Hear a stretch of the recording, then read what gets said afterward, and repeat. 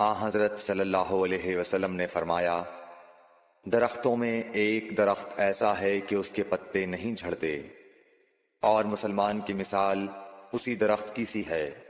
बताओ वो कौन सा दरख्त है। ये सुनकर लोगों का ख्याल जंगल की तरफ दौड़ा। अब्दुल्ला रदिल्लाहु ताला अन्हु ने कहा, मेरे दिल में आया कि वो खजूर का दरख्त है, मगर मैं अपनी कमसिनी की शर्म से न बोला। आखिर सहाबा ने हज़रत सल्लल्लाहु अलैहि वसल्लम से पूछा कि वो कौन सा दरख्त है।